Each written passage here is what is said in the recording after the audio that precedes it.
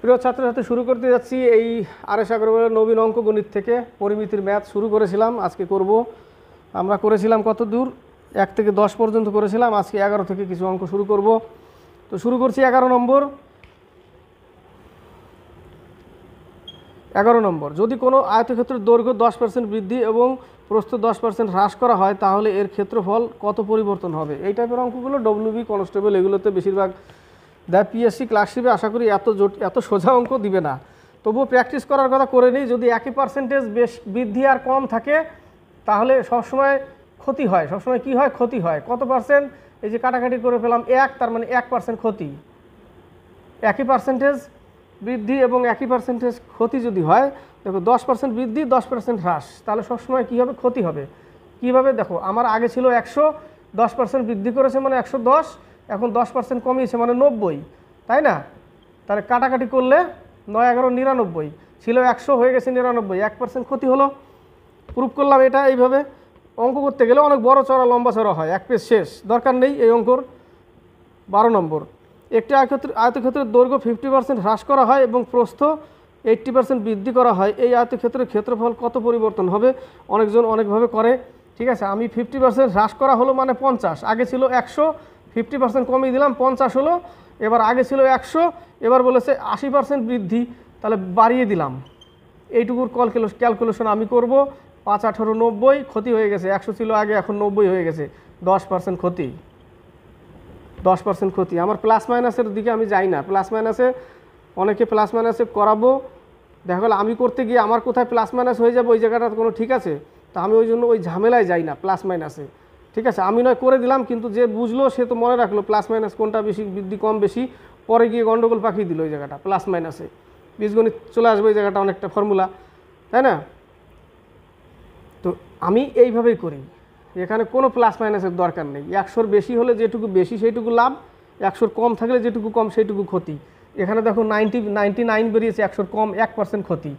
এইভাবে করলেও এটা আসে, এইভাবে করলেও তাই আসবে। 10% 90 এসছে, 10% ক্ষতি। 13 নম্বর 14 নম্বর 13 নম্বর, ধোয়ার পর একটি তোয়ালার দৈর্ঘ্য 20% এবং 10% হ্রাস পায়, দুই দিকেই হ্রাস পাচ্ছে, এর ক্ষেত্রফল শতকরা কত হ্রাস পাবে? দুই দিকেই হ্রাস পাচ্ছে, তাহলে আমার আগে 100 ছিল, এখন 20% হ্রাস মানে 80, আবার আরেক দিকে বলেছে 10% হ্রাস মানে 90। বাস, আগে ছিল 100, এবার তুমি কেটে দাও 8 নং 72, কত কমলো? 28% কমে গেছে, দেখো, তাই না? 28% কমে গেছে, 28% কমে গেছে, অ্যান্সার 28%, ডি নম্বর। 14 নম্বর, এটা কত নম্বর? এটা 13 নম্বর। একটি আয়তক্ষেত্রের দৈর্ঘ্য 50% বৃদ্ধি এবং প্রস্থ 50% হ্রাস করলে প্রাপ্ত নতুন আয়তক্ষেত্রের ক্ষেত্রফল প্রথম ক্ষেত্রফলের তুলনায় কত কম বা বেশি হবে? একটা বলেছে বৃদ্ধি, আমার আগে ছিল 100, পরে হয়েছে 150% বৃদ্ধি, আরেক জায়গায় প্রস্থ হ্রাস করেছে 50%, মানে আর আছে 50/100, 5 15 75, বুঝতেই পারছি 25% কি আছে? ক্ষতি আছে, তাই না? 5 15 75, 25% ক্ষতি আছে। প্লাস মাইনাস দরকার আছে কি এই অঙ্কতে? প্লাস মাইনাস দরকার নেই, ঝামেলা পাকানোর কোনো দরকার নেই। এইভাবে বসে কেটে দাও, যা বেশি হলে বেশি যেটুকু ওইটুকু বৃদ্ধি, কম হলে 100 থেকে কম হলে ওইটুকু ক্ষতি, যতটুকু কম। 15 নম্বর 16 নম্বর, 15টা দেখো, এক আয়তাকার জমির শুধুমাত্র দৈর্ঘ্য 50% বৃদ্ধি করা হলো। এটা একটা আয়তাকার, দৈর্ঘ্য শুধু 50% করা হলো, কিন্তু এটা ছিল 100ই, ধরে নিতে হবে 100ই ছিল, দৈর্ঘ্য শুধু 50% বাড়িয়ে দেওয়া হলো, তাহলে ক্ষেত্রফল কত হবে? তাহলে এটার অনুপাত করো, আগে ছিল 100, এখন হয়ে গেছে 150, আগে ছিল 100, এখন হয়ে গেছে 150, এটার অনুপাত বের করো। 5 2 10, 3 5 15, তাই না? তাহলে এটার স্কোয়ার করো ক্ষেত্রফল করতে গেলে, বা তুমি এত দূর আনার কোনো দরকার নেই, তুমি এখানে 10:15 পেলে তো এটাকে স্কোয়ার করো। ক্ষেত্রফল বের করতে গেলে এটুকু স্কোয়ার করতে হবে। এটা হচ্ছে 10 10 100, এটা হচ্ছে 225। কত বেড়েছে? কত বেড়ে আছে? 125% বেড়ে আছে না? 225 হয়ে গেছে, 100 ছিল আগে, এখন 225, তাহলে 125% বৃদ্ধি হয়ে গেছে। কি এমন জটিলতা? কোনো জটিলতা নেই, খালি ধরতে হবে একবার যে এটা এইভাবে করা যায়।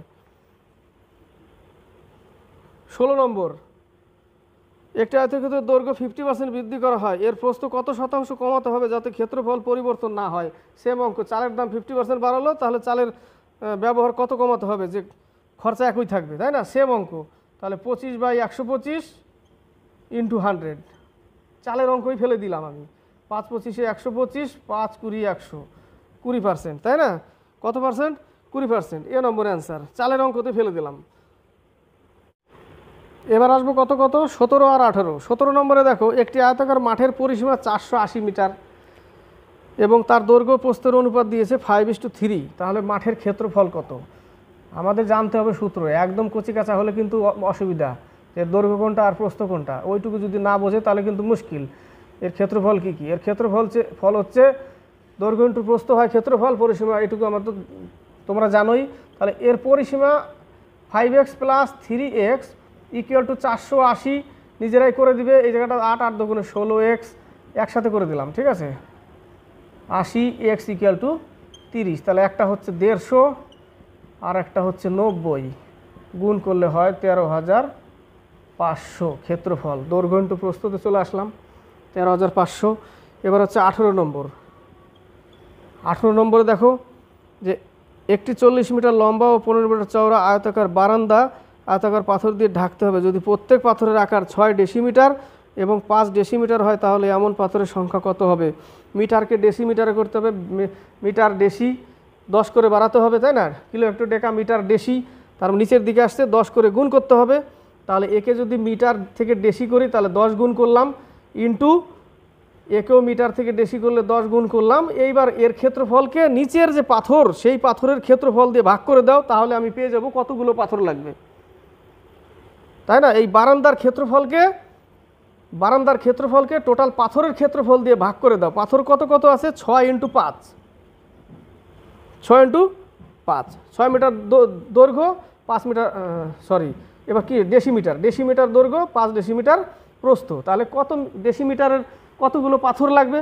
এই টোটাল ক্ষেত্রফলকে টোটাল পাথরের ক্ষেত্রফল দিয়ে ভাগ করে দাও, বাস অঙ্ক শেষ, ঠিক আছে? 5 দুগুণে 10 কেটে দাও, 3 দুগুণে 6, 3 5 15, এই 2 2 কেটে দাও, 4 5 20, এত উত্তর 2000 উত্তর। 18 বি। এবার হচ্ছে 19 নম্বর আর 20 নম্বর। 19 নম্বরে দেখো অঙ্ক, একটি ঘরের মেঝের পরিমাপ 18 মিটার এবং এর উচ্চতা 3 মিটার হলে ঘরের চারপাশের দেওয়ালের ক্ষেত্রফল, অর্থাৎ 4 দেওয়ালের ক্ষেত্রফলের সূত্র হচ্ছে পরিসীমা ইন্টু উচ্চতা। ঘরের পরিসীমা ইন্টু উচ্চতা। পরিসীমা দিয়েই দিয়েছে আমাকে 18 মিটার আর উচ্চতা আমাকে দিয়েই দিয়েছে 3 মিটার। এটা হচ্ছে 4 দেওয়ালের ক্ষেত্রফলের সূত্র। এটা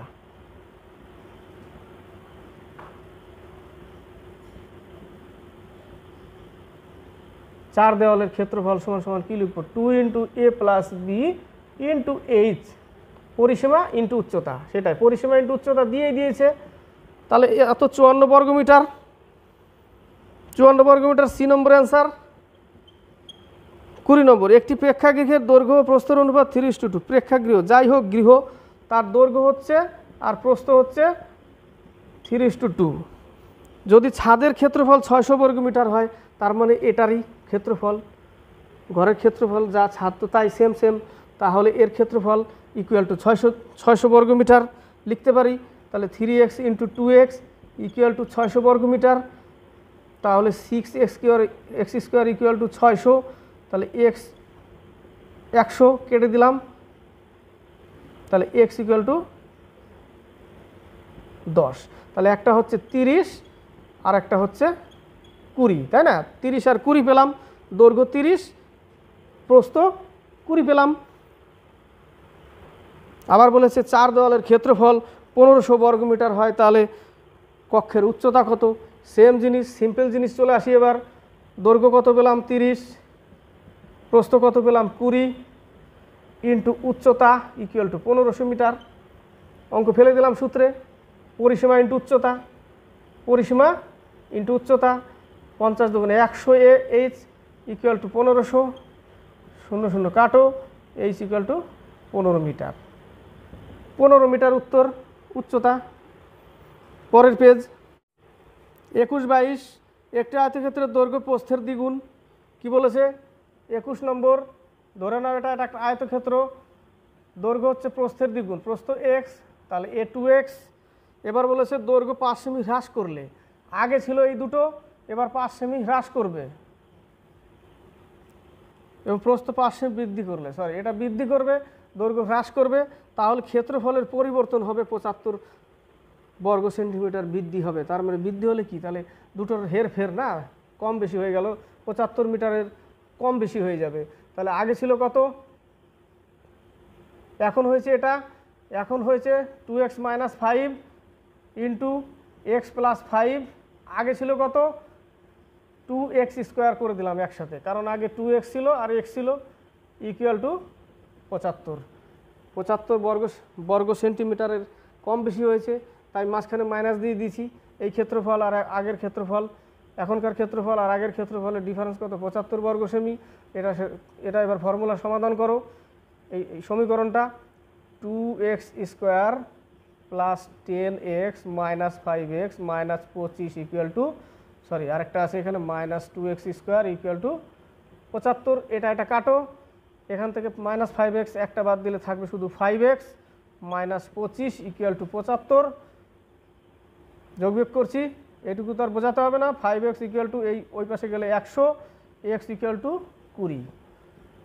x ইকুয়াল টু 20 হলে আগে 2x ছিল আর এটা x ছিল, তাহলে আগেরটা 2x, এটা 2x ছিল, তাহলে 2 × 20, তাহলে ছিল আমার 40।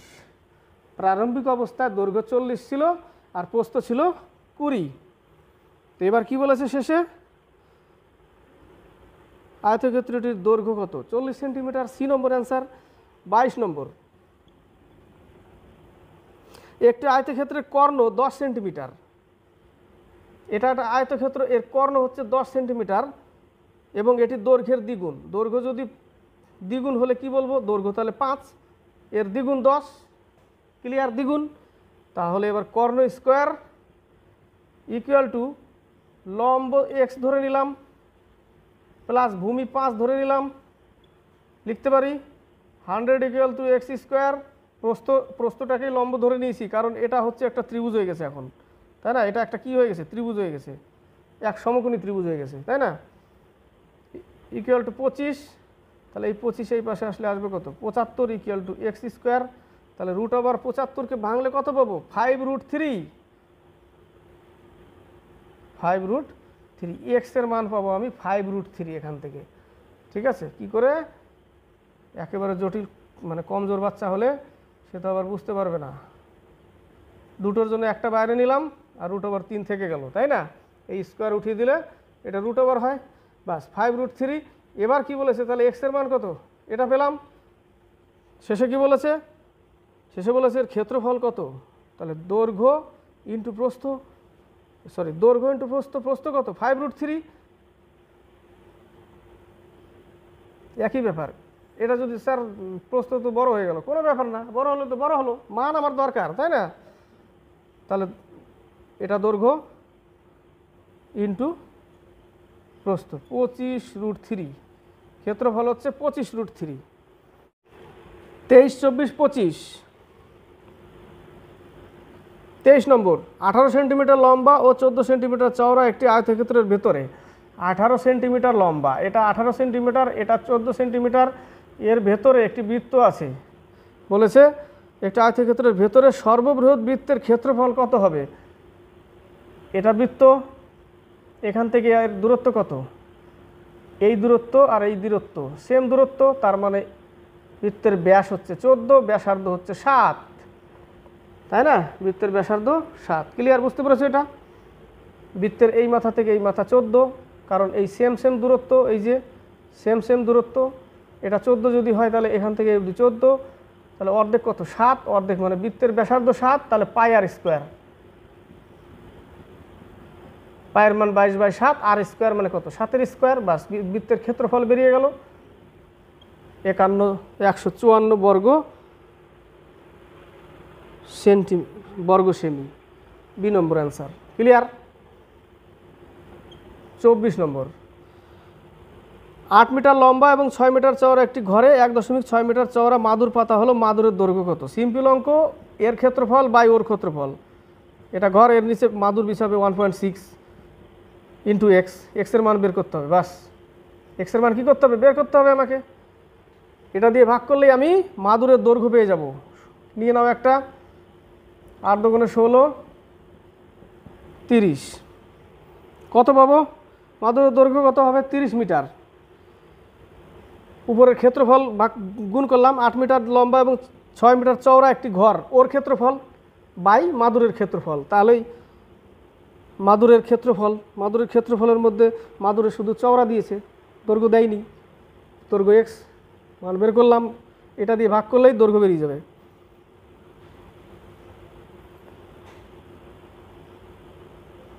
কি করে হলো? দৈর্ঘ্য, মাদুরের চওড়াই ইকুয়াল টু ইন্টু 6, ঘরে বেছাবে মাদুর, তাই না? এইভাবে আসবে, তাই ভাগ করে দিলাম, সরাসরি ভাগ করলে বেরিয়ে যায়। এটাও তো ভাগই করতে হবে। এবার হচ্ছে কত নম্বর? 25 নম্বর। একটি পার্কের দৈর্ঘ্য প্রস্থের অনুপাত 3:2। পার্কের দৈর্ঘ্য আর প্রস্থ, পার্ক এটা 3:2। এক ব্যক্তি 12 কিমি পার ঘন্টা গতিতে সাইকেল দ্বারা 8 মিনিট পুরো পার্কটিকে একবার পাক দেয়। 8 মিনিটে একবার পাক দেয় 12 কিমি পার ঘন্টায়। 12 কিমি পার ঘন্টায় যদি পাক দেয় তাহলে একে মিটার পার সেকেন্ড করতে হবে, ইন্টু 8 মিনিট ইন্টু 60 সেকেন্ড করে দিলাম। গতিবেগ ইন্টু সময় সমান সমান কী পাবো? সমান সমান ডি। তার মানে যে চক্কর মেরে যে আসলো টোটালটা ডি, মানে পরিসীমা। এটা কি পাবো? বের করলে, কাটাকাটি করলে পরিসীমা পাবো, তাই না? পরিসীমা পেয়ে যাবো আমি এখান থেকে। তাহলে 6 দুগুণে 12, 3 6 18, 3 20 60, 5 দুগুণে 10, 200 আর 8 1600। 1600 হচ্ছে এর পরিসীমা। কিসে আছে এটা? মিটার আছে। তাহলে 1600 মিটার হচ্ছে এর পরিসীমা, টোটাল পরিসীমা। তাহলে এখান থেকে আমি দৈর্ঘ্য প্রস্থ পেয়ে যাব। 3:2 দিয়েছে, তাহলে 3 + 2x, তার আগে 2 ইন্টু 1600। তাহলে এটা হচ্ছে 8 দুগুণে 1600, কেটে দিলাম। তাহলে 5x = 800। 1600টা কি? পরিসীমা। তো পরিসীমা এর দৈর্ঘ্য প্রস্থের অনুপাত দিয়ে দিয়েছে তো 3:2। তাহলে আমি সেই সূত্রে ফেললাম, 2 ইন্টু দৈর্ঘ্য প্লাস প্রস্থ = 1600। তাহলে x = 160, এক্সের মানে 160। তাহলে বাকিটা কি বলেছে? বাকিটা বলেছে পার্কের ক্ষেত্রফল কত। তাহলে একটা হচ্ছে 3 16 48, এই যে 3:2 অনুপাত, ইন্টু আর একটা হচ্ছে 16 দুগুণে 32। তাহলে 480 ইন্টু 320 গুণ করতে হবে। ক্লিয়ার? বোঝাতে পারলাম এই জায়গাটা কী করে আনলাম এর মান? এটা গুণ করলে হবে 1,53,600 বর্গমিটার। সি নম্বর অ্যান্সার, 1,53,600 বর্গমিটার। আজকে এই পর্যন্তই।